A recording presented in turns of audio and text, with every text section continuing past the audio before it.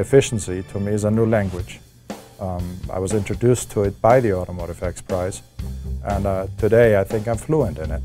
In our group, there are over 100 people that have worked on this team. It's a team that any automotive manufacturer, they'd give their left hand for it. There are very few teams that entered more than one car, and entering more than one car is not just about having a second shot. If one car fails, it's also about accelerating the development process. When you have several cars, you can have one car do one thing and another car do another thing. You can work on a third, you can try with another.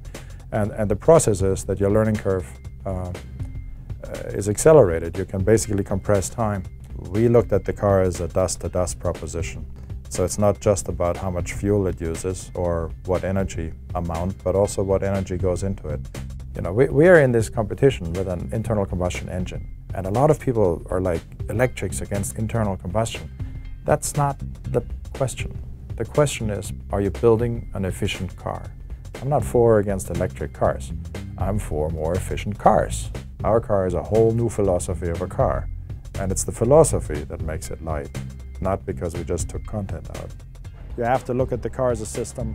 They all have the same drivetrain. They have a extremely right on the edge Yamaha 250cc turbo engine that is completely reconfigured down to every internal moving part. We specifically built it to be a well-handling car. Having higher cornering speeds, higher minimum speeds through the corners would carry over. It would allow us to carry the momentum and have a lesser acceleration on the other side of the corner, thus reducing fuel mileage. I think the key factor of the car is the weight. Like our very light cars, it only weighs less than 700 pounds.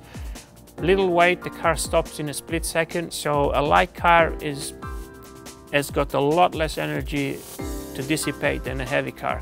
Right now there's a worry with, oh, it's a small vehicle, it's not safe, oh, it's lightweight, it's not safe, and that's not necessarily true. I really feel very safe in the car because of lightweight and a strong structure, and I think this should be the way to go. The most innovative part of our car is force management. Force management is a new architecture in a car. It has repercussions in everything from price to safety to performance to efficiency. The Edison2 is another vehicle that just kind of rewriting the record books and rewriting our expectations of what vehicles are like. It has the lowest drag coefficient of any four-wheel vehicle I think ever tested. It only takes 8 pounds to move that car. 8 pounds of force. This concept has such power, it's going to really reshape a lot of things. Our car gets essentially the same miles per gallon, whether you're going 40, 50, 60, or 70 miles an hour. If we can get to a car that gets 100 miles per gallon going 70 miles an hour, I think that's a pretty good winner, because I can get in it and drive it to California. It is lighter, more aerodynamic, more practical, cheaper, and better handling than just about anything you've ever seen. I am 100% convinced that in the next decade you will see 1 million cars that will follow the very footprint of this car. It still has a lot of work ahead, but it also carries a big promise.